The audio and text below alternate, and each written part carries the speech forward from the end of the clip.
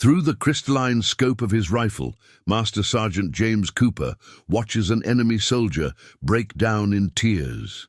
Hidden in his sniper's nest at Forward Operating Base Echo, Cooper's finger hovers over the trigger, just as it has thousands of times before.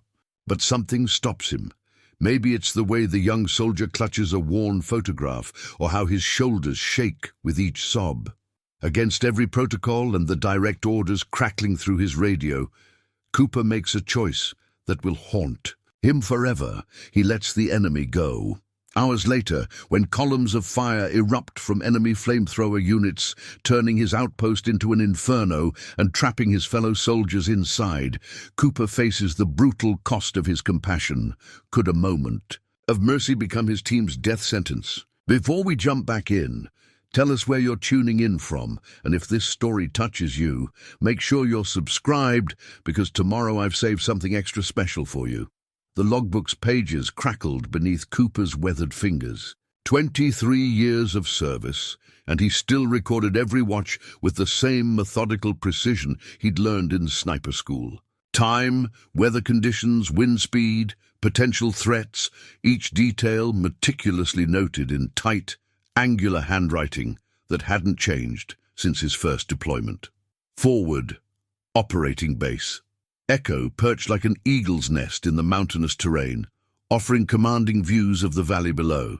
The outpost had been carved into the living rock over a decade ago, its walls an extension of the mountain itself.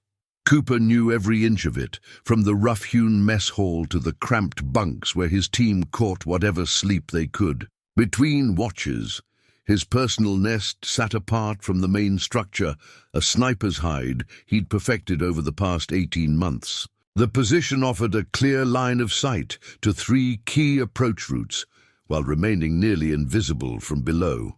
He'd added small touches over time: a custom-built shelf for his spotting scope, a reinforced gun rest that didn't transmit vibration, and a small compartment where he kept his logbook safe from the elements. Today's entry was different.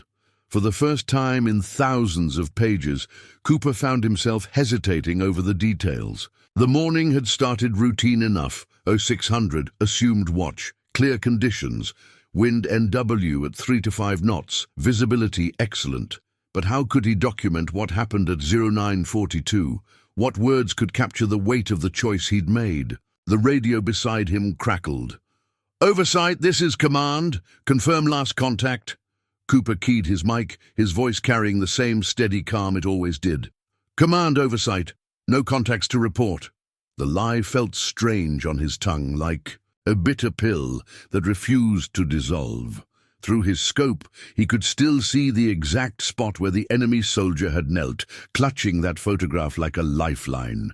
The ground there was disturbed, showing clear signs of someone who had crumpled in on themselves before regaining composure and disappearing back into the tree line. Cooper's hand moved to the next blank line in his logbook, then stopped. In 23 years, he'd never failed to record a significant event. His records had been used to verify kills, document enemy movements, and even resolve disputes over engagement protocols. They were a testament to his professionalism, his reliability. The pencil hovered over the page. Finally he wrote, 0942, movement observed in Sector 7. No action taken. It wasn't a lie. But it wasn't the whole truth either. Like the fine adjustments he made for wind and distance before taking a shot, Cooper had learned that sometimes precision meant knowing exactly what to leave out. In the distance, thunder rolled through the valleys. Cooper checked his barometer. The pressure was dropping faster than usual. A storm was coming, and with it perhaps the consequences of his silence. He added one final note: weather deteriorating. Visibility expected to decrease significantly. Closing the logbook. Cooper settled back into his observation position.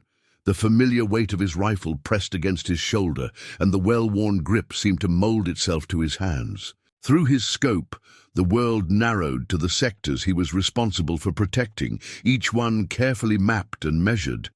But for the first time in his career, Master Sergeant James Cooper found himself hoping that his watch would pass without incident, that the crying soldier would remain the last target he'd see through his scope today. As another rumble of thunder echoed across the mountains, he couldn't shake the feeling that something fundamental had shifted, not just in the weather, but in the invisible lines that had always defined his world with such clarity.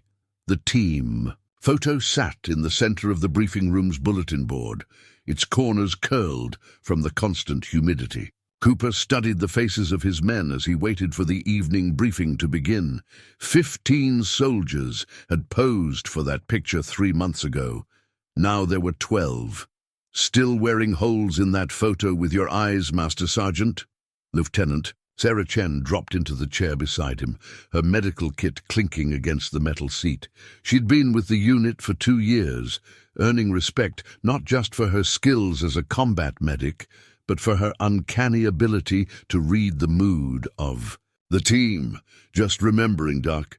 Cooper's eyes lingered on the 3 faces they'd lost last month. Rodriguez, Walsh, and Patel, all good men, all gone in a single firefight.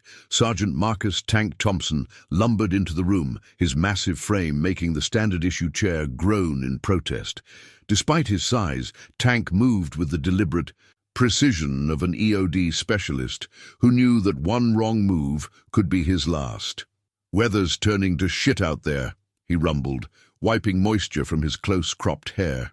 The rest of the team filtered in, specialists Zhang and Martinez, the communications experts who could work magic with damaged equipment. Corporal Jackson, their best tracker, and the others who made up the heart of FRB Echo's defensive force. Each carried the weight of experience in their movements, in the way they positioned themselves in the room, always maintaining clear lines of sight to the exits. Captain Richards entered last, carrying a fresh set of satellite imagery. At 35, he was younger than Cooper, but carried command naturally. "All right, people, we've got some concerning developments." The room tensed. Cooper felt the shift in energy, the way everyone straightened slightly, hands instinctively, moving closer to weapons that weren't there. Intel suggests increased enemy movement in sectors 6 through 8. They're moving equipment under cover of darkness, but we haven't been able to identify what. Richards pinned up a grainy photo. Whatever it is, they're taking pains to keep it hidden. Cooper's stomach tightened. Sector 7, where he'd seen the crying soldier. Had he missed something crucial? "Cooper," Richards turned to him. "Anything unusual from your position today?" The moment stretched. Cooper could feel Chen's eyes on him, her medical training making her particularly attuned to subtle changes in behavior. "Negative, sir. Weather's limiting visibility now, but morning watch." Was clear. Richards nodded, trusting his senior NCO's judgment completely. "Keep extra eyes on those sectors. If they're moving heavy equipment, they're planning something big." As the briefing continued, Cooper found his attention drawn back to the team. Photo. They'd lost too many already. His decision this morning, could it put more faces in that category of painful memories? After dismissal, Chen caught up with him in the corridor. "You're carrying something heavy today, Coop. I can see it in your shoulders." He managed a small smile. "Just the weather, Doc. Makes the old joints ache." She held his gaze a moment longer. "Then necessary. You know where to find me if you need to lighten that load." Cooper watched her walk away, her medical kit swaying gently against her leg. The wisdom in seeking help had been drilled into them all, but some burdens felt too personal to share. Some choices had to be carried alone. In the distance, thunder rolled again, closer now. The storm was almost upon them, and with it Cooper feared much more than just rain. He touched the team photo one last time before heading back to his post, the faces of the lost seeming to watch him go. The written orders lay on Captain Richards' desk, their crisp white pages a stark contrast to the weathered maps and dirty equipment that surrounded them. Cooper read them again, though the words hadn't changed since the first time. Effective. Immediately, all personnel to maintain maximum alert status. Any unauthorized movement in sectors 5 to 9 to be considered hostile. Engagement authorized without secondary confirmation. No exceptions. These came directly from Division, Richard said, watching Cooper's reaction. They're expecting something big, and they're not taking chances. Lightning flickered through the command post's narrow windows, illuminating the captain's face in harsh bursts. The storm had arrived, sheets of rain drumming against the reinforced roof. "Sir," Cooper chose his words carefully, "some of these sectors have seen civilian movement in the past. Shepherds, local traders, not anymore." Richards tapped the orders. "Intelligence suggests the enemy has been using civilian cover to probe our defenses. We lost Site Bravo last week to an attack that started with what looked like ordinary villagers." The memory of the crying soldier surfaced in Cooper's mind. Had he been part of that attack? Was his breakdown genuine, or part of something larger? "I don't like it either," Richards continued, softer now. "But after Rodriguez, Walsh, and Patel..." He left the sentence unfinished, but its weight filled the room. A burst of static from the radio interrupted them. "Command, this is Martinez. We're picking up increased chatter on enemy frequencies. Multiple coded transmissions." Richards keyed his handset. "Can you decrypt?" "Negative, sir. New cipher. But the volume suggests major coordination." Cooper moved to the tactical display, studying the overlays of their defensive positions. "If they're planning something big, they'll need to stage their forces here or here." His finger traced 2 ravines that offered covered approaches to the base. "Agreed."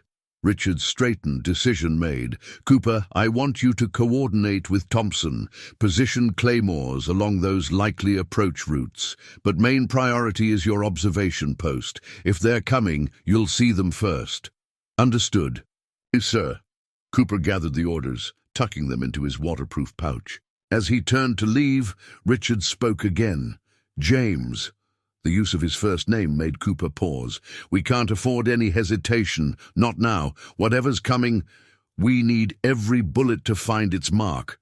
Cooper nodded, feeling the weight of the captain's words settle alongside the weight of his earlier choice.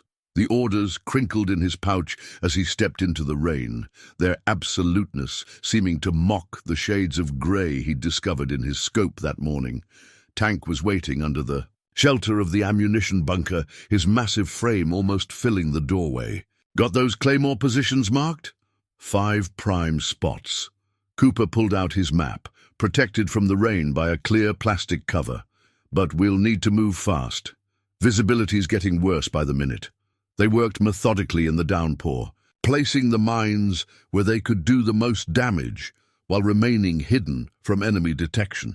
Tank's expertise with explosives showed in every placement, in the subtle angles and careful concealment. "Something's got command spooked," Tank said as they finished the last position. "Haven't seen orders this strict since the embassy crisis." Cooper secured the final wire, his hands moving with practiced efficiency despite the rain. "They're worried about another Site Bravo." "Yeah." Tank's voice was grim. "Martinez told me about the civvy angle. Makes it harder, doesn't it? Never knowing for sure who's who." The words hit closer to home than Tank could know. Cooper stood, his uniform soaked through. "We know who we are," he said finally. "Sometimes that has to be enough." They made their way back to the base, the rain hiding their movements just as it would hide any approaching enemy. Cooper thought of his logbook entry, the half-truth he'd written about the morning's events.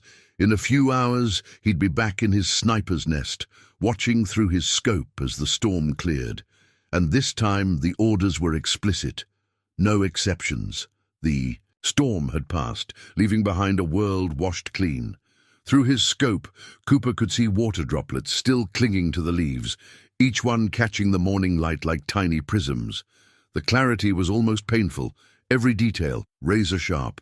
Through the high-powered optics, movement caught his eye, the same spot as yesterday. Cooper's trigger finger twitched with muscle memory as he made microscopic adjustments to his aim. The enemy soldier emerged from the tree line, and Cooper's breath caught. It was the same man. Even at this distance, there was no mistaking the slightly hunched shoulders, the careful way he moved. But this time, something was different. The soldier was moving with purpose, studying the ground methodically, looking for signs of his own breakdown, Cooper realized, erasing evidence of weakness. Through the scope, Cooper watched as the man knelt, his hands moving over the disturbed earth where he'd collapsed yesterday. The photograph appeared again.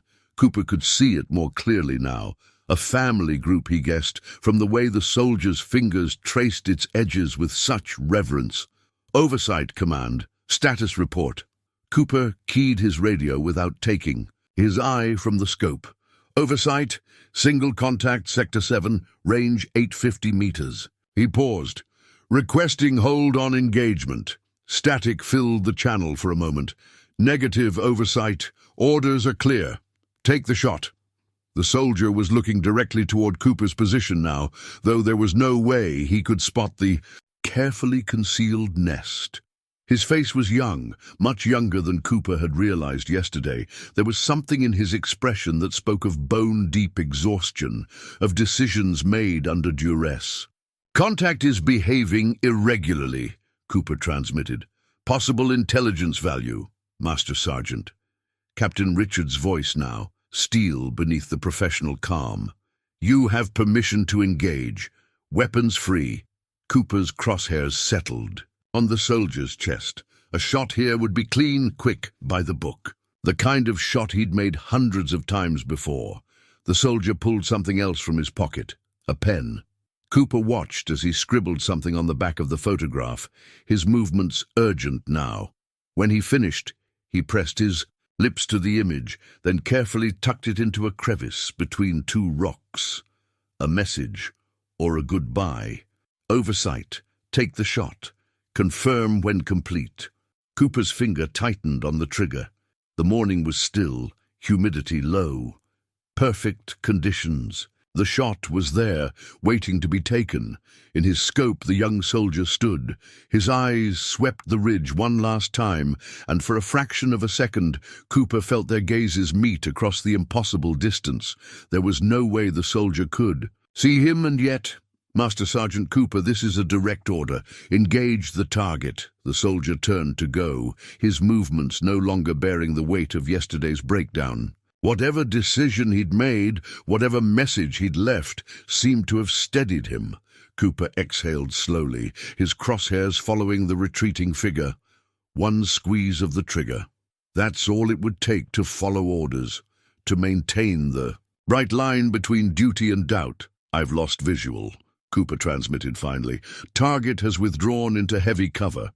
The lie felt both terrible and necessary, like a tourniquet on a wound. Through his scope, he watched the soldier disappear into the trees, carrying with him the weight of Cooper's choice. The radio remained silent for a long moment. When Richard spoke again, his voice was carefully neutral. Acknowledged, Oversight. Maintain position, command out.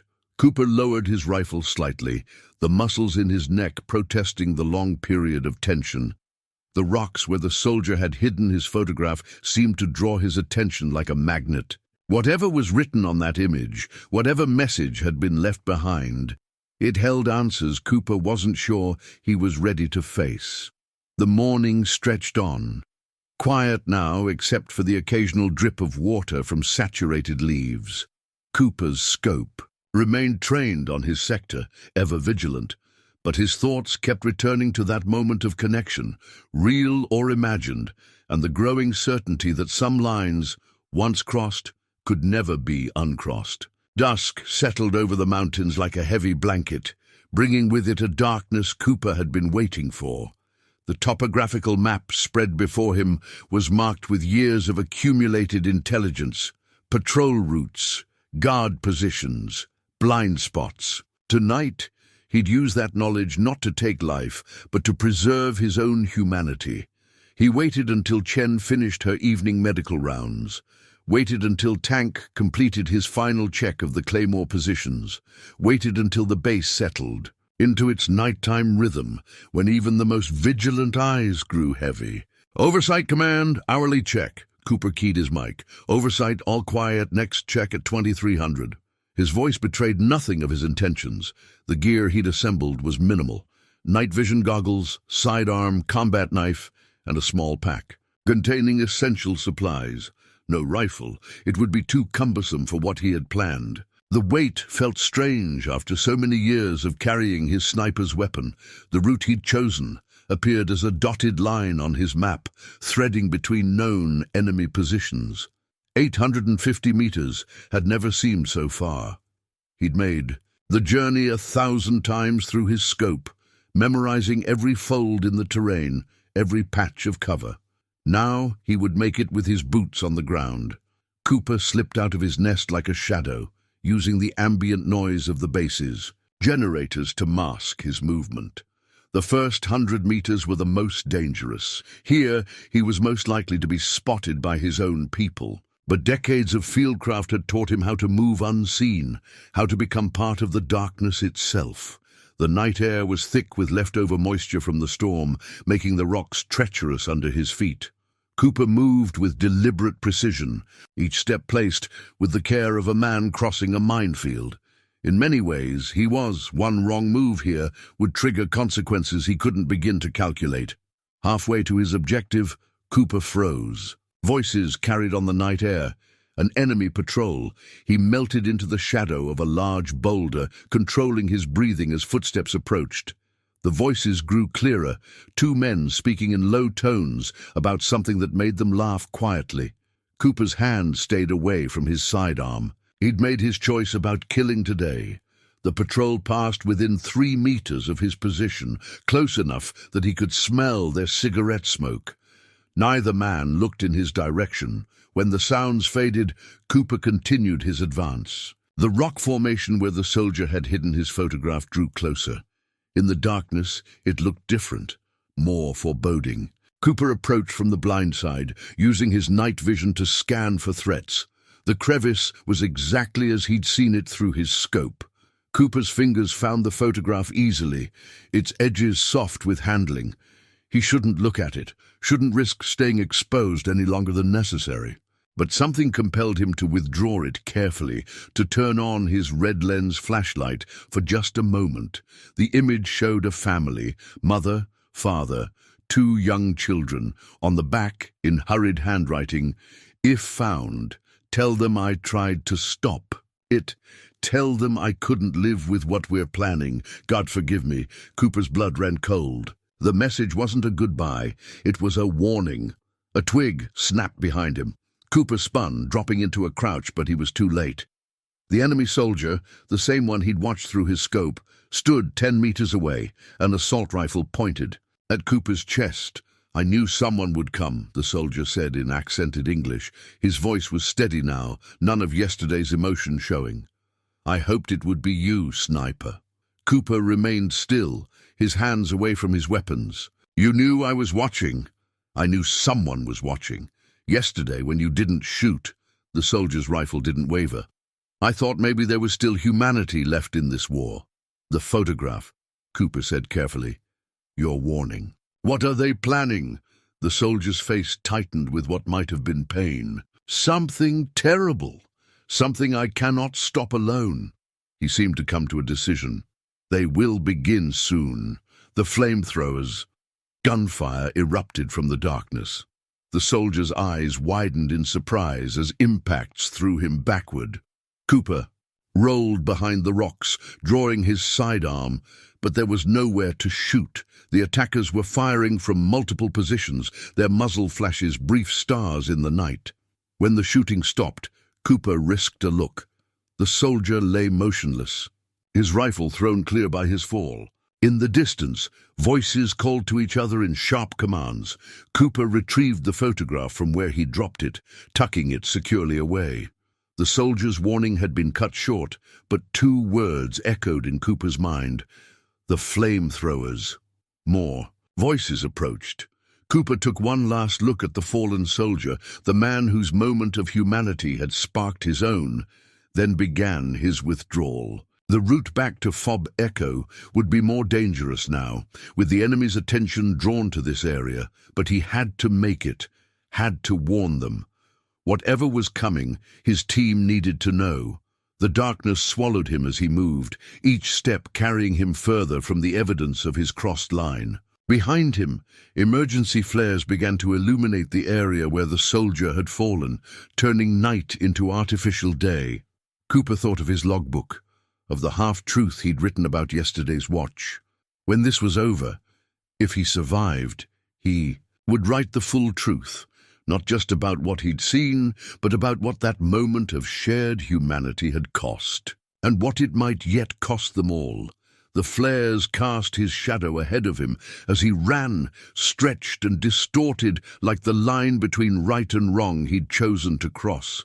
In his pocket, the photograph seemed to burn with its unfinished warning. Whatever the soldier had tried to tell him, Cooper knew with growing certainty that they would all find out soon enough. Cooper's personal journal lay open on his bunk, its pages blank and accusing. For the first time in his career, he struggled to find words to capture the reality of what had happened. The photograph from the dead soldier pressed against his chest from its hiding place in his inner pocket, its presence a constant reminder of choices made and consequences yet to unfold. "You missed morning chow," Chen's voice came from his doorway. She didn't ask permission to enter, just moved into the small space with the quiet confidence of someone used to dealing with soldiers. Who wouldn't admit they needed help? Wasn't hungry? Cooper didn't look up from the blank page. Right. Chen settled onto the only other seat in the room, a battered folding chair. "That would explain why you look like you haven't slept, and why Martinez reported unusual movement. In Sector 7 last night." Cooper's head snapped up. Chen's expression was carefully neutral, but her eyes missed nothing. "Martinez reported?" "Not officially." She leaned forward. "Some of us have learned to read between the lines around here, especially when our senior NCO starts acting strange right before all hell breaks loose on the other side of the wire."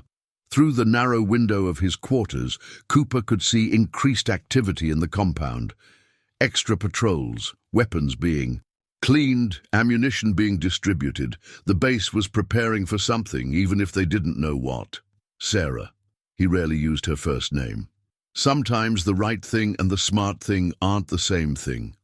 "I know." She pulled a small medical kit from her pocket, started laying out supplies.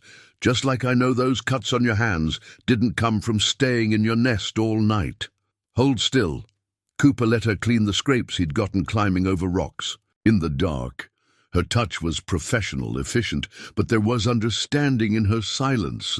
"Whatever you learned out there," she said finally, applying the last bandage, "you need to tell Richards. The whole base is on edge. Tank's been checking and rechecking his explosives. Jackson swears the enemy patrols have changed their patterns. They mentioned flamethrowers." Cooper's voice was low. "The soldier, before they killed him, he tried to warn me about flamethrowers." Chen's hands stilled. "That's not good, not with how the wind funnels through this valley." "No, it's not." Cooper stood, pacing the small space. "But I can't explain how I got this information without admitting I crossed the line, without admitting I let that soldier live in the first place." "Then don't." Chen gathered her medical supplies. "Tell Richards what he needs to know to protect the base. The rest," she gestured to his blank journal, "keep it here. Some stories don't need to be told until after they're finished." Cooper watched her leave, her words settling into the quiet of his quarters. The blank pages of his journal seemed less accusatory now. Sometimes the truth had to wait, but the warning couldn't. He tucked the journal away and headed for the command post.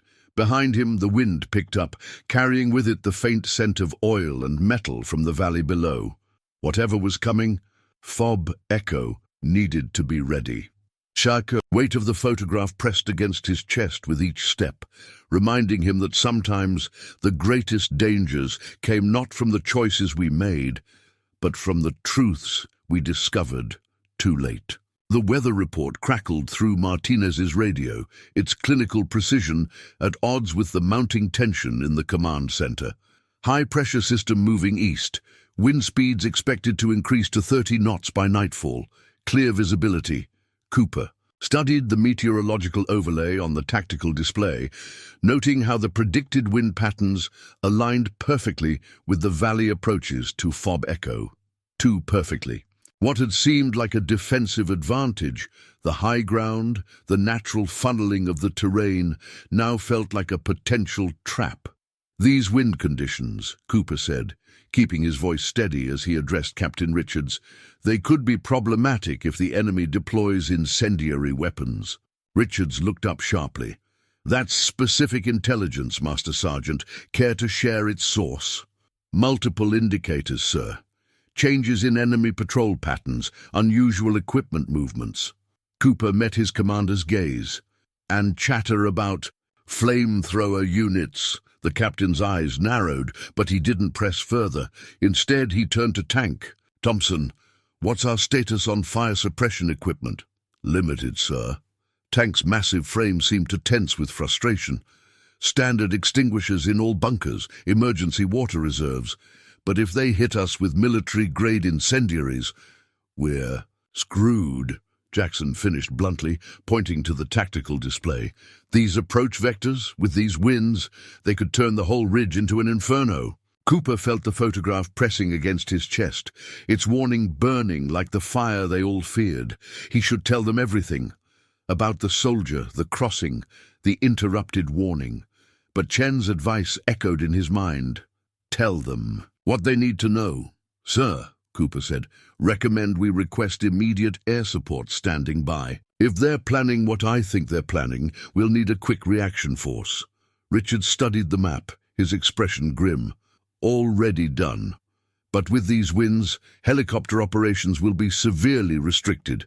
We're largely on our own." The room fell silent except for the steady drone of the weather report. Cooper watched his teammates process the implications. Chen, checking her medical supplies, probably calculating burn treatment capabilities. Tank, mentally mapping his claymore positions against potential fire zones. Martinez and Zhang running communications checks with growing urgency. "One more thing," Cooper added. "The enemy's movements suggest they've been probing our perimeter, learning our patterns." He pointed to several locations on the map. "These positions here, they're not just gathering intelligence, they're staging areas." "How can you be sure?" Richards asked. "Because I saw it myself," Cooper thought. "Because I crossed the line and saw their preparations up close." Instead, he said, 23 years of watching people try to kill us, sir. You learn to read the signs." The captain nodded slowly. "All right. We increase security on all approaches, double the watch rotations. No one sleeps tonight." He turned to Chen. "Doc, make sure everyone's got extra canteens. If it gets as hot as we fear—" "Already on it, sir." As the team dispersed to their assignments, Cooper felt Richard's hand on his shoulder. "A word, Master." "Sergeant!" They stepped into the captain's office, where the evening light cast long shadows through the reinforced windows. "You've been different since yesterday morning," Richard said without preamble. "That missed shot in Sector 7, it's not like you." Cooper kept his face neutral. "Sir, I don't need to know everything, Cooper. God knows we've all made calls in the field that don't make it into official reports." Richards leaned against his desk. "But I need to know. Whatever's coming, can you do what needs to be done?" The weight of the photograph seemed to grow heavier. Cooper thought of the dead soldier, of the humanity they'd briefly shared, of the warning cut short by gunfire. "Yes, sir. When it matters, I'll do what needs to be done." Richard studied him for a long moment, then nodded. "Get back to your Outpost. I want your eyes on those approach vectors." Cooper left the command center, the evening wind already starting to pick up. Above, the sky was perfectly clear, ideal conditions for an attack. As he made his way back to his sniper's nest, he found himself hoping, for the first time in his career, that his instincts were wrong. The damaged radio sputtered and crackled, Martinez's voice barely audible through the static. "Multiple contacts, Sector 8, heavy equipment, can't identify." The transmission cut out completely as a new gust of wind howled through the valley. Cooper pressed his eye to his scope, scanning the darkening approaches to Fob Echo. The wind that had been predicted at 30 knots was now pushing 40, carrying with it dust and debris that reduced visibility to mere fragments of what he was used to. Command, oversight, lost contact with Martinez. Cooper keyed his mic, his voice tight. Request permission to relocate to secondary position for better visual on Sector 8. Static answered him. The wind must be affecting all their communications. Now. Cooper made the decision himself, quickly breaking down his essential gear. Years of practice let him move his operation in under 2 minutes, a skill that had saved his life more than once. The secondary position was a natural outcropping that offered less cover but a better angle on the sector where Martinez had reported activity. As Cooper set up, movement caught his eye, dark shapes moving with purpose through the growing darkness. He reached for his radio again, but the static had grown worse. Through his scope, he could now make out what Martinez had been trying to report. The enemy wasn't just moving troops, they were positioning what looked like modified tanks. But instead of main guns, each vehicle bristled with what could only be industrial-scale flamethrowers. The dead soldier's warning echoed in his mind. Something terrible. Something I cannot stop alone. A flash of light from below drew his attention. One of the enemy units had ignited a test burst, sending a tongue of flame into the darkening sky. The wind caught it, turning it into a writhing serpent of fire that illuminated the entire valley for a brief, terrifying moment. Cooper's breath caught. The range of those weapons combined with these winds. Fob Echo wasn't just in danger. It was about to become a death trap. He abandoned protocol, grabbed his gear, and started running for the command post. The wind tore at his clothing, trying to push him back, but Cooper pressed forward. They had minutes, maybe less. The base was already in motion, soldiers running to defensive positions, weapons being distributed. Cooper spotted Chen directing the movement of medical supplies to the reinforced bunker. She'd seen the same writing on the wall he had. "Captain!" Cooper burst into the command post, finding Richards bent over the tactical display with tank. They're deploying vehicle-mounted flamethrowers, at least 6 units, all positioned to... The first impact cut him off. Not an explosion, but a roar, the sound of pressurized fuel igniting in the wind. Through the command post window, they watched as a massive wall of flames swept up the valley wall, far larger than the test burst had suggested. "Mother of God," Tank whispered. Richards was already moving. "Sound general quarters. All personnel. To fire positions. Get me that damn radio working." But Cooper knew it was too late for some of those orders. The wind had picked up even more, and the enemy had chosen their moment perfectly. The first wave of flame had barely dissipated when a second one roared up the valley, then a third. Each blast was bigger than the last, the wind turning them into tornadoes of fire that danced and merged in the air. The base's perimeter spotlights, designed to illuminate approaching enemies, now only served to highlight the waves of flame climbing toward them. Cooper could feel the heat even through the reinforced walls of the command post, could hear the crackle and roar of approaching. "Doom, sir." Cooper turned to Richards, his voice hard with certainty. "We need to evacuate now, before they cut off our escape routes." As if in response to his words, another blast of flame erupted from below, this one aimed directly at the main road leading down from Fob Echo. The message was clear. They weren't trying to take the base, they were trying to trap everyone inside. The last transmission they received before the radio died completely was Martinez's voice, thick with smoke. "They're everywhere. Setting up more units, cutting off all approaches." Cooper thought of his logbook, still in his sniper's nest. All those careful records, all those precise observations, and none of them had prepared them for this. The photograph pressed against. His chest seemed to burn now, its warning delivered too late to save them from what was coming. The next wave of flame rose toward Fob Echo, bigger than all the others combined. In its light, Cooper could see what they were truly up against. This wasn't just an attack. This was an inferno, custom designed to turn their mountain fortress into a pyre. The mission brief crumbled in Cooper's hands, its edges blackened by the heat already seeping through a fob echo's walls. Through the reinforced windows, the world had turned to fire, sheets of flame riding the wind like vengeful spirits, each wave larger than the last. Primary evac route is completely cut off, Tank reported, his massive frame silhouetted against the inferno outside. They've got units covering every switchback of the access road. Richard studied the tactical display, now mostly useless with communications down.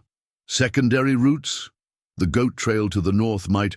Tank's words were drowned out by another.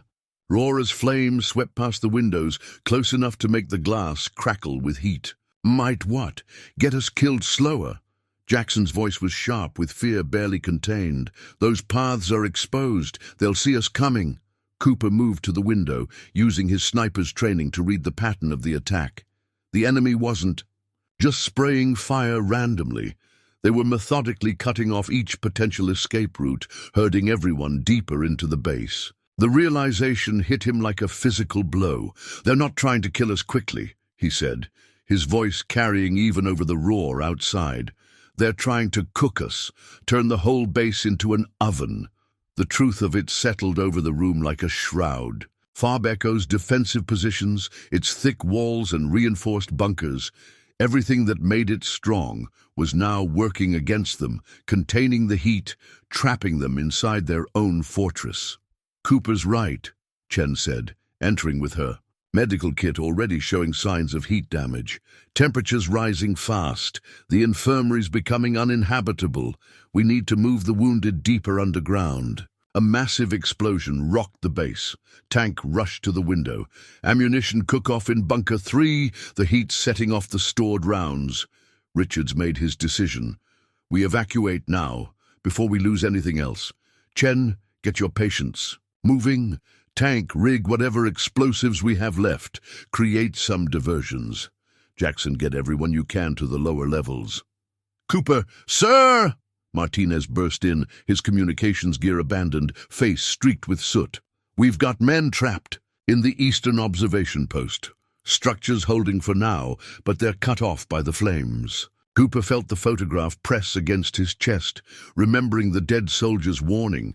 The eastern post was the furthest forward position, directly in the path of the advancing inferno. The men there would have no chance without help. I'll get them, Cooper said, already checking his gear. I know a route they won't be expecting us to use. Richards grabbed his arm. That's suicide, Master Sergeant. The heat alone will kill those men if we don't move now. Cooper met his commander's eyes. Trust me, sir. I know things about their positions that might give us a chance. The captain studied him for a long moment, understanding dawning in. His eyes, the intel about the flamethrowers. You knew more than you said. Yes, sir. And I'll face whatever consequences come from that later. But right now, another explosion cut him off, closer this time. The heat was growing unbearable, making it hard to think, hard to breathe. Go, Richards ordered, but you take Chen with you. Those men will need immediate medical help if you reach them. Chen was already moving, transferring essential supplies to a heat-resistant bag. I'm ready. Cooper led the way out of the command post into a world transformed by fire. The familiar paths of Fob Echo had become a maze of flame and shadow, the wind driving waves of heat that felt like physical blows. They moved carefully, using whatever cover remained, while above them the sky had turned orange with reflected fire. The route I'm thinking of, Cooper said as they pressed against a wall, waiting for a particularly intense blast to pass. It's not exactly regulation. Chen's laugh was harsh in the smoke-filled air. Nothing about this is regulation anymore. They reached Cooper's sniper nest, now partially melted from the heat. He retrieved his logbook. If they survived, there would be things that needed to be recorded, and led Chen to a narrow gap between the rocks that formed the base's natural walls.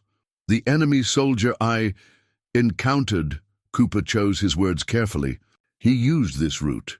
It's tight, but it'll get us behind their lines. They won't be watching it. Understanding flickered in Chen's eyes, but she asked no questions. Instead, she secured her medical kit and nodded. Lead the way. They squeezed through the gap, the rock hot enough to burn through their gloves. Beyond, the full scale of the attack became clear. At least a dozen flamethrower units now surrounded Fob Echo, their jets of fire turning night into day, creating a wall of flame that seemed to touch the sky. Jesus, Chen breathed. How do we get through that? Cooper pulled out the dead soldier's photograph, studying the terrain it showed in the background, details he'd noticed earlier but hadn't understood the significance of until now. We go under it. There's a drainage culvert they don't know about, but we have to move fast before the heat makes it impassable. Another explosion rocked the base behind them. Cooper could hear the crackle of burning wood, the sharp pop of ammunition cooking off, the screams of men trapped by the flames. Every instinct told him to go back, to help with the main evacuation, but the men in the eastern post had no chance without help. And after letting one soldier's humanity touch his own, Cooper couldn't bring himself to abandon others to the fire. "Ready?" he asked Chen. She tightened the straps of her medical kit. "Ready?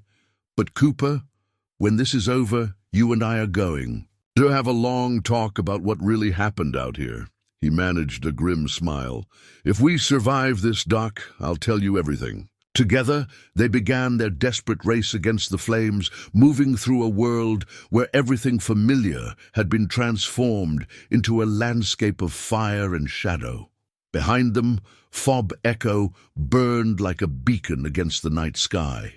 Ahead, somewhere in that inferno, men waited for rescue, and in Cooper's pocket, a dead soldier's final warning seemed to burn with its own fierce heat, driving him forward into the heart of the flame. The thermal imaging display strapped to Cooper's vest showed a world of impossible heat. Everything glowed white-hot through the screen, making it nearly useless for detecting enemy movement. But it served another purpose now, helping them find the few paths where the temperature remained survivable. 200 meters to the culvert, Cooper whispered to Chen. They pressed against a rock formation, the stone hot enough to sear flesh through their uniforms. "We'll have to time this perfectly." Above them, another wave of flame painted the world orange. The wind had shifted slightly, driving the fire in elaborate patterns that seemed to defy physics. Through the thermal display, Cooper could see the temperature spike well beyond what human flesh could endure. "The men in the eastern post." Chen's voice was hoarse from the smoke. "How long can they last in this?" Cooper checked the reading again. The structure's reinforced concrete. But in this heat, he didn't finish the sentence. They both knew. Time was running out. Movement caught his eye, dark shapes moving through the inferno with practiced ease. The enemy had troops on the ground, using the fire as cover. Cooper raised his hand, stopping Chen as a patrol passed barely 10 meters away, their faces masked against the heat and smoke. "They're controlling the fire lines," Cooper observed, "herding anyone who tries to escape back into the kill zone." Chen's medical training showed in her response. "Like a fever breaking down infection. They're using the heat systematically." The patrol passed, and they moved forward again. Cooper's world narrowed to the small sphere of survival around them, checking thermal readings, timing their movements between flame bursts.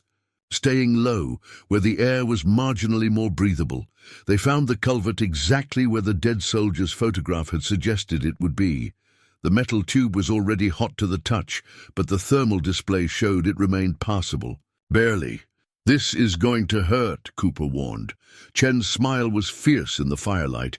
"Everything about this hurts, but we're not leaving those men to burn." They entered the culvert on their bellies, crawling through heat that seemed to press from all sides. Cooper's thermal display showed the temperature rising steadily. Any hotter, and the air itself would become unbreathable. Halfway through, Chen grabbed his boot. "Stop! Listen!" Above them, the ground trembled with the passage of heavy vehicles. The enemy was moving their flamethrower units closer, tightening the noose around FOB Echo.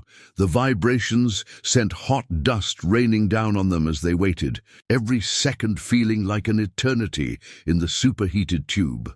When they finally emerged on the other side, the eastern observation post was visible through the waves of heat distortion.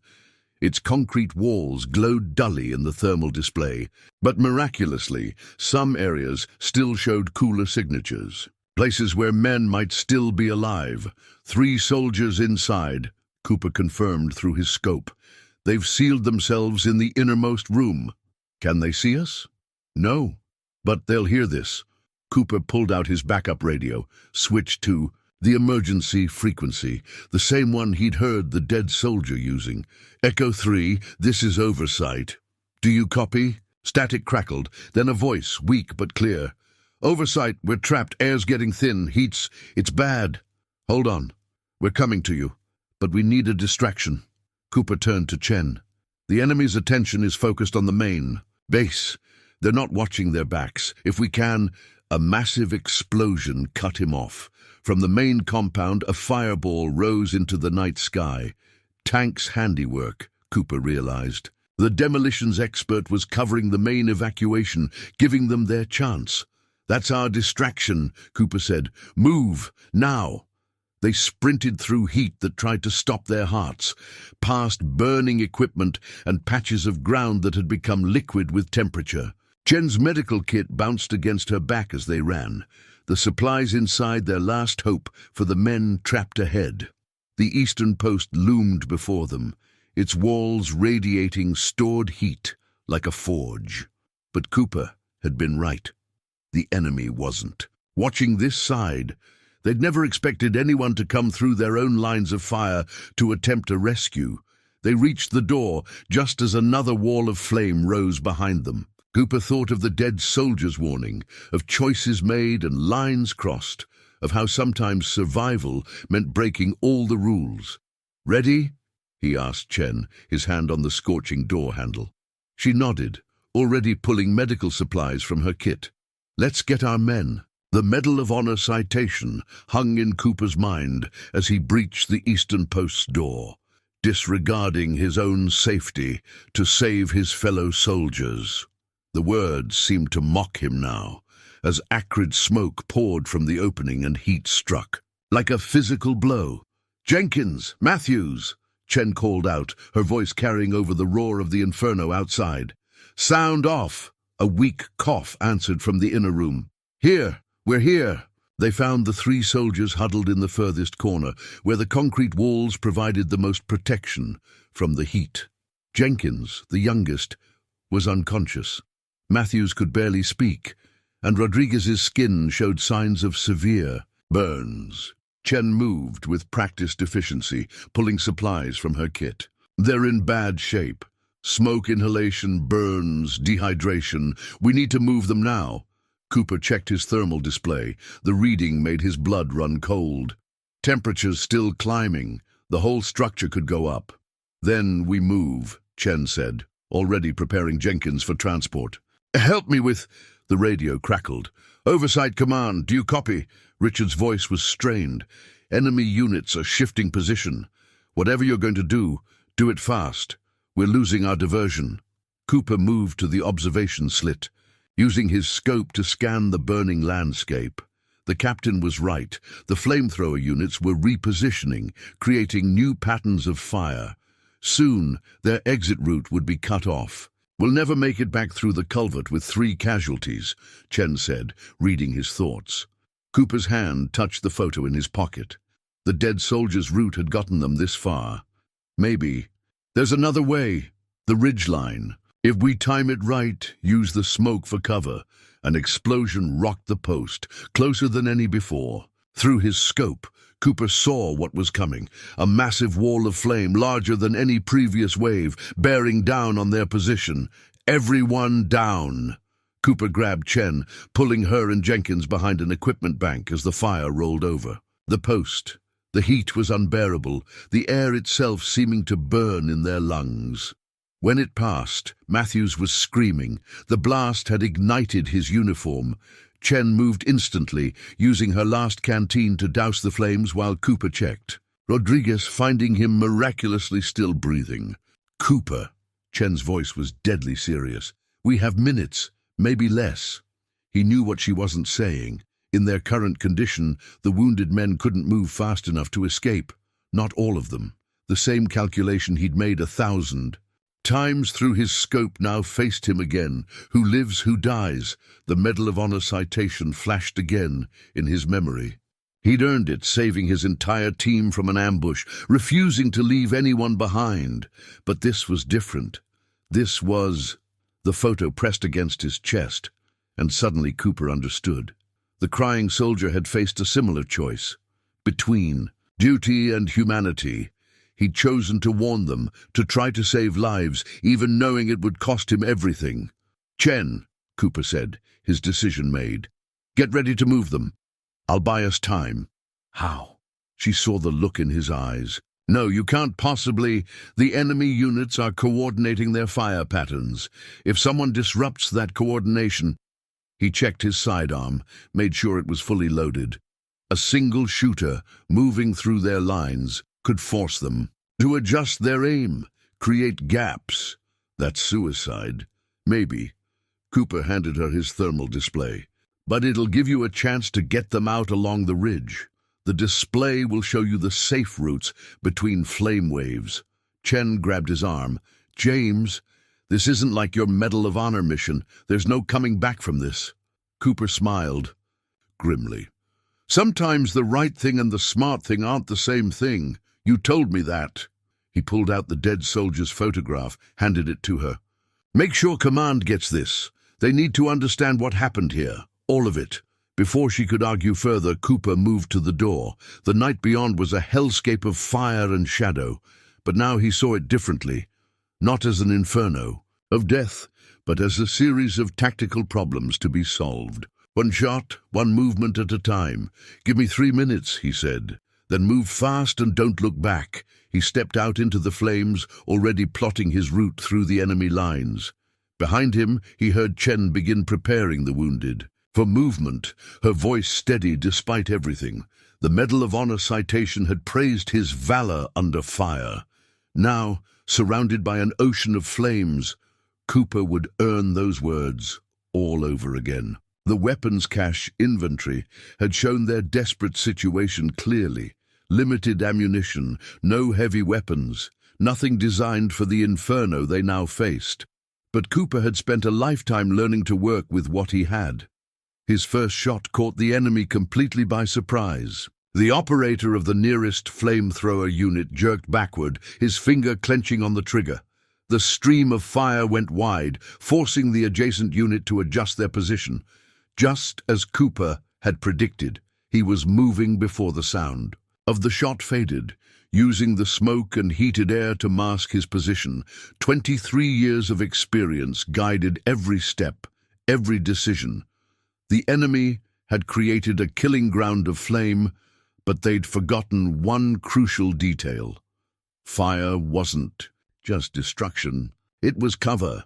Contact west. The enemy's shouts carried over the roar of their weapons. Cooper used their confusion, placing his second shot carefully, not to kill, to disrupt.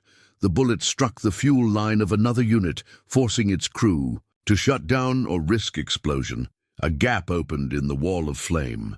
Cooper clicked his radio twice, the signal for Chen to move. He caught a glimpse of them through the smoke, Chen leading the way, Matthews and Rodriguez supporting Jenkins between them. They were taking the high route, just as planned. "The sniper! He's inside the fire zone." More shouts, more confusion. Cooper fired again, then again. Each shot precisely placed to create maximum disruption with minimal ammunition. The enemy's carefully coordinated fire pattern began to break down as units tried to adjust, tried to locate the threat moving through their own flames. A burst of automatic fire sent Cooper rolling behind a burning vehicle. The heat was unbearable, but he forced himself to stay still, to think. The enemy would expect him to break cover to the left, away from the intense heat. Instead, he went right, directly through a curtain of flames. His uniform smoldered as he emerged, but the maneuver put him exactly where he needed to be. 3 quick shots disabled the hydraulic systems of 2 more flamethrower units. The gaps in the fire were growing larger now, giving Chen and the wounded men their chance. All units, converge. Don't let him disrupt the pattern, Cooper smiled. Grimly, they were finally understanding, but too late. The careful trap they'd laid, using the wind and terrain to turn Fob Echo into an oven, was coming apart. Individual units were firing wildly now, trying to hit a target they couldn't see, creating chaos in their own ranks. Through his scope, he caught another glimpse of Chen's group. They were more than halfway to safety now, using the disrupted fire patterns exactly as he'd hoped. Just a few more minutes. Pain exploded in his left arm. Cooper spun, firing instinctively. The enemy soldier dropped, but others were closing in. They'd finally realized the best way to find him was to follow. His shots, his ammunition was running low. The heat was becoming impossible to think through. But Chen and the wounded men needed just a little more time. Cooper keyed his radio one last time. Command, oversight. Eastern Post personnel are moving to safety via Ridge Route 7. Request covering fire on my position to support their withdrawal. Richard's voice crackled back, understanding everything Cooper wasn't saying. Copy that, oversight. It's been an honor. The first mortar rounds began falling seconds later, launched from Fob Echo's last operating battery. They weren't aimed at the enemy units. The angle was wrong for that. Instead, they created new patterns of flame and smoke, new chaos for Cooper to exploit. He used every shot with surgical precision now, each one calculated to cause maximum disruption. The enemy's coordinated attack had devolved into individual units firing blindly, their careful planning shattered by one man moving through their own inferno. Through the smoke and fire, Cooper saw Chen's group finally reach the relative safety of the ridgeline. His mission was accomplished. The men would survive. His radio crackled one final time. Chen's voice, "They're safe, James. We made it." Cooper chambered his last round, surveying the burning world around him. The enemy was closing in from 3 directions, but they still couldn't quite find him in the chaos he'd created. One last shot, one last chance to disrupt their plans. The Medal of Honor citation had called him a guardian angel of death, protecting his fellow soldiers with precision fire. As Cooper lined up his final target, a fuel truck that would create the biggest disruption yet, he thought that perhaps he'd finally earned those words. The religious medal swung from Chen's neck as she half-carried, half-dragged Jenkins along the ridgeline. St. Michael the Archangel, patron saint of soldiers. Behind them, Cooper's last shot echoed through the valley, followed by an explosion that lit up the night like dawn. "Don't look back," Chen ordered as Matthews stumbled. "Keep moving." But she couldn't help glancing over her shoulder, watching the inferno below transform into something apocalyptic. Cooper was down there somewhere, playing a deadly game of cat and mouse through the flames. The religious medal had been her grandfather's, worn through 3 wars. He'd taught her that faith wasn't just about belief. It was about actions, about the choices you make when everything is on the line. Another explosion rocked the valley. Through the smoke, Chen could see the enemy's carefully orchestrated attack, falling apart. Flamethrower units fired in random patterns now, their coordination shattered by Cooper's interference. But the chaos made the situation even more dangerous. Waves of flame shot in unpredictable directions, turning the entire valley into a lethal lottery. "Contact front!" Rodriguez managed to croak out the warning despite his burns. Figures emerged from the smoke ahead. For a heart-stopping moment, Chen thought the enemy had cut them off. "Friendly! Friendly!" a familiar voice boomed out. Tank's massive form materialized, leading a rescue team from Fob Echo. "Doc, that really you?" 3 wounded, Chen reported automatically, her medical training taking over. "Jenkins needs immediate evac. Matthews and Rodriguez are ambulatory, but where's Cooper?" Tank asked, already signaling his men to take over, supporting the wounded. Chen pulled out the photograph Cooper had given her, handed it to Tank. He bought us time. Another explosion cut her off, this one different. The fuel truck. Cooper's last target. The blast wave rolled up the ridge, carrying heat and debris. Everyone dropped instinctively, covering their faces as burning fragments rained down around them. When Chen looked up, the entire valley below had transformed into a storm. Of fire! Move! Now! Tank's voice carried over the roar. That blast compromised their fuel lines. This whole place is going to... The next explosion drowned out his words as one of the flamethrower units went up, its fuel tanks rupturing. A chain reaction started, each blast triggering the next. Cooper's final shot had turned the enemy's weapon against them completely. They half ran, half crawled along the ridge, trying to stay ahead of the cascade of explosions. Chen's medical training screamed at her to stop, to treat her patients properly, but survival had to come first. The wounded men would die if they didn't reach safety. There! Tank pointed to where a rescue helicopter was touching down on a relatively flat section of the ridge. Richards got one in before the air got too hot. They loaded Jenkins first, Chen rattling off his vital signs to the medic on board. Matthews and Rodriguez insisted on waiting for the next lift. Others needed more, Matthews managed between coughs. As the helicopter lifted off, Chen turned back toward the valley. The scene below defied description. The chain reaction of explosions had created a firestorm that seemed to have a life of its own, consuming everything in its path. The enemy forces were in full retreat, their careful plan turned into a nightmare by one man's sacrifice. "He's still down there," Chen said, her hand clutching her grandfather's medal. "We can't just dock." Tank's voice was gentle but firm. Nobody could survive that, not even Cooper. But she remembered Cooper's words in the Eastern Post. Sometimes the right thing and the smart thing aren't the same thing. He'd known it. Was a one-way mission. Had chosen it anyway. The photograph in Tank's hands suddenly caught fire at the edges, ignited by a falling ember. He quickly patted out the flames, but not before the image was scorched. The family in the picture now seemed surrounded by the same fire that had claimed both soldiers, the enemy trooper who'd tried to warn them, and Cooper who'd understood. His message too late. Another helicopter approached, this one larger, meant for mass casualty evacuation. As they loaded Matthews and Rodriguez, Chen found herself reciting the prayer inscribed on her medal, "Saint Michael the Archangel, defend us in battle." The words felt different now, weighted with the events she'd witnessed.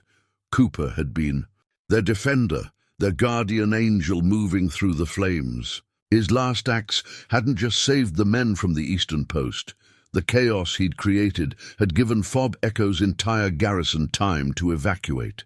As they lifted off, Chen could see the full scope of the battlefield.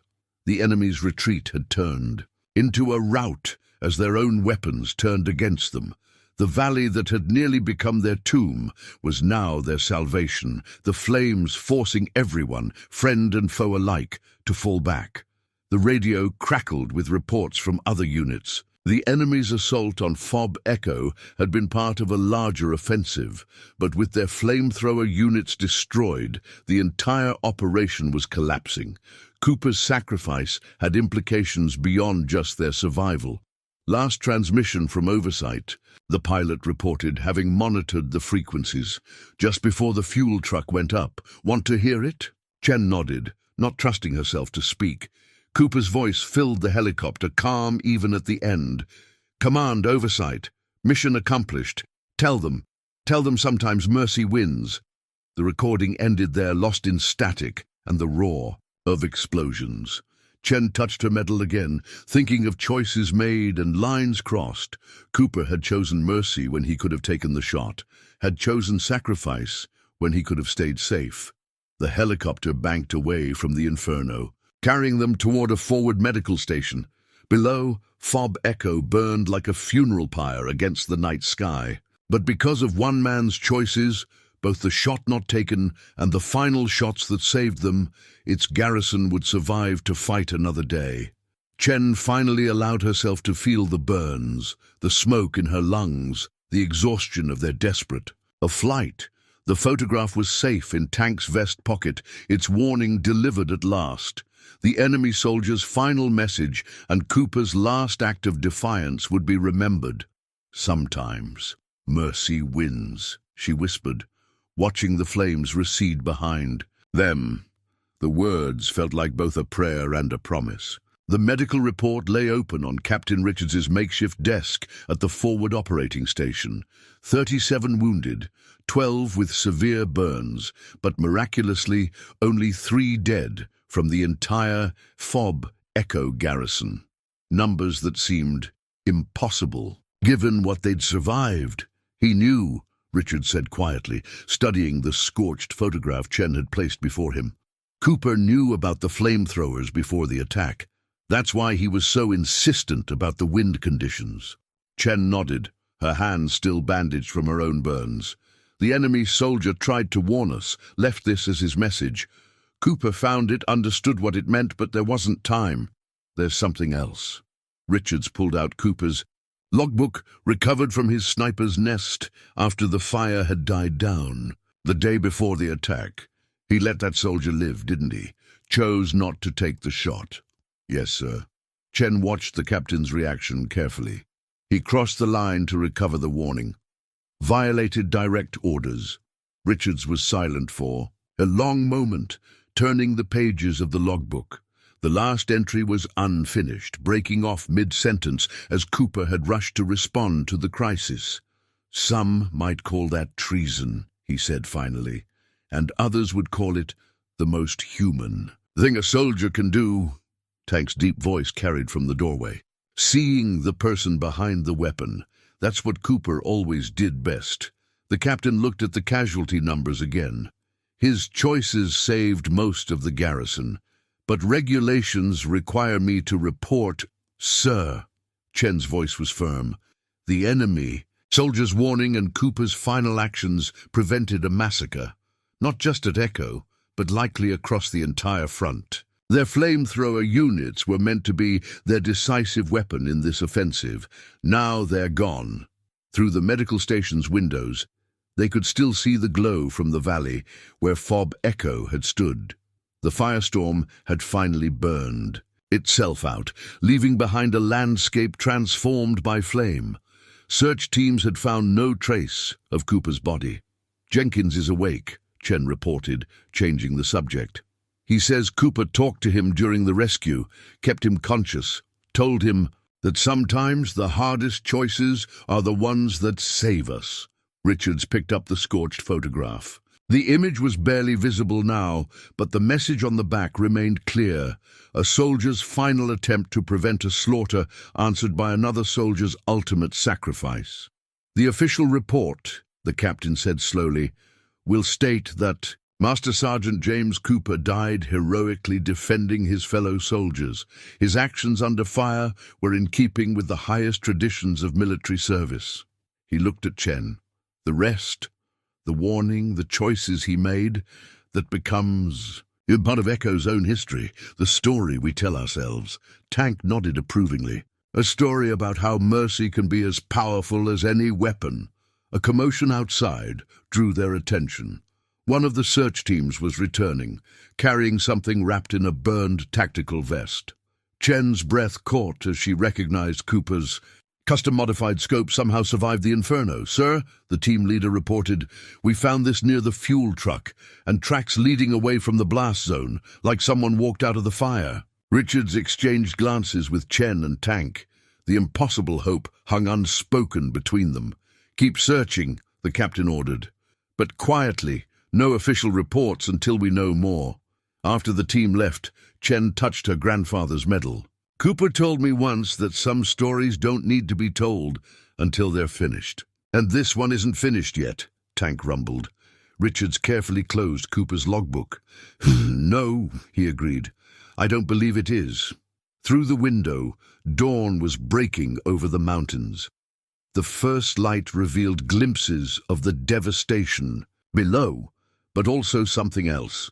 Green shoots already pushing through the scorched earth, life returning even after the flames. The rebuilding orders arrived with the morning sun. Fob Echo was to be restored, strengthened, and reinforced. The brass had recognized what Cooper had known instinctively.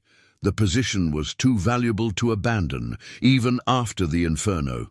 Chen stood at the edge of the forward operating station, watching engineering units begin their work in the valley below. The scorched earth was being cleared, new foundations marked out. Already, the skeleton of a new defensive perimeter was taking shape. Found something you'll want to see. Tank approached, holding a piece of twisted metal. Recovery team dug it out of the wreckage of Cooper's last stand. Chen took the object, recognizing it immediately, the custom-built shelf from Cooper's sniper nest, the one where he'd kept his logbook. The metal had partially melted in the heat, but something had been scratched into its surface recently. Not done yet. The search teams? She asked, trying to keep her voice steady. Still finding signs. Supplies missing from caches along the ridge. Medical supplies. Tank's expression was carefully neutral. The kind of things a man might need if he had to disappear for a while. A soldier approached with a fresh intelligence report. Chen recognized him as one of Martinez's communications team. "Ma'am, sir, we've been monitoring enemy frequencies. Their entire offensive has collapsed, without the flamethrower units." He paused. "But there's something else. Reports of raids behind their lines, precision attacks that destroy equipment and supplies, but never kill anyone." Tank took the report, his massive hands gentle with the paper. "Like someone sending a message." "About mercy," Chen said softly.